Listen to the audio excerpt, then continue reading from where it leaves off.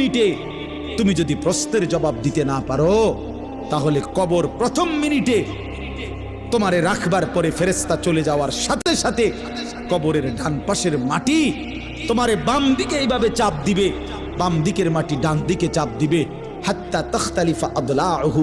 আল্লাহর নবী বলেন ডান পাশের হাড্ডি পাঁজর সব ভাঙ্গা চুইরা বাম দিকে চলে যাবে, বাম দিকের গুলো ডান দিকে চলে আসবে।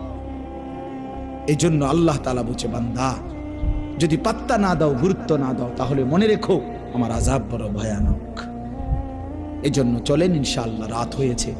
এই গভীর রাতে প্রত্যেকের কাছে অনুরোধ করলাম, যে বুঝছেন, না বুঝলে নাই, যে যেতটুকু বুঝলেন প্রত্যেকে ইনশাআল্লাহ ফিকির করি যে আমি গুনাহ ছেড়ে দেব, আল্লাহকে ডাকবো, আল্লাহর হুকুম মানবো ইনশাআল্লাহ। হোঁচট খাইতেই পারে মানুষ, চলতে গিয়ে মানুষ পিছলা খায়, তাই বলে কি পিছলা খাই আর